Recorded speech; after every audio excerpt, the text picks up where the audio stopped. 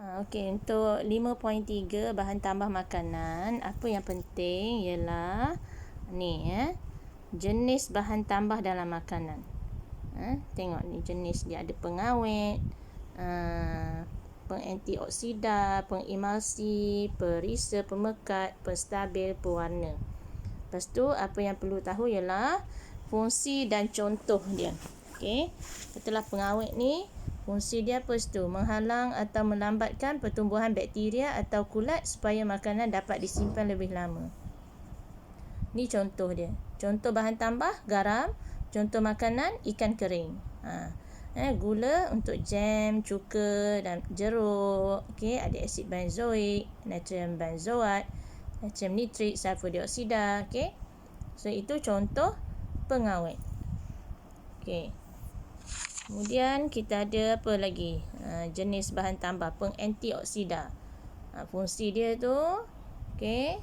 Contoh pengantioksida, asid ascorbic, asid sitrik, tocopherol. Okey, dalam makanan yang sesuai lah. Okey. Kemudian perisa. Tu fungsi-fungsi perisa. Okey.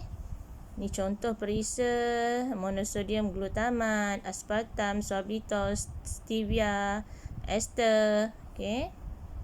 Kemudian penstabil, fungsi dia memberi tekstur yang seragam dan licin. Contoh penstabil, pektin dan agar-agar. Pengemulsi, membaurkan dua cecair yang tidak bercampur. Contohnya minyak dan air, kan, tak bercampur.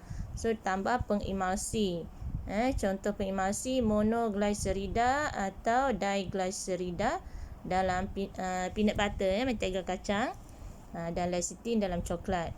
Okey, contoh lagi jenis bahan tambah makanan, pemekat, untuk memekatkan cecair. Contohnya kanji, gelatin, gam akasia, gam zantan, untuk memekatkan sup atau sos. Okey, pewarna, menambah atau mengembalikan warna makanan supaya kelihatan menarik dan lazat. Sebab bila dah proses tu, makanan tu dah kadang-kadang berubah warna. So ditambah pewarna. Okey. So contoh pewarna ialah sebatian azur, sebatian triphenil, caramel. Okey. Lepas tu kita tengok apa? Ni. Kenapa kita perlu guna bahan tambah makanan? Ni ada reason dia bagi sini. Okey. Dan kesan buruk bahan tambah makanan secara berlebihan, ya. Ni secara berlebihan. Okey, alahan, gangguan saraf, kanser, asma, ruam, hyperaktif pada kanak-kanak. Okey.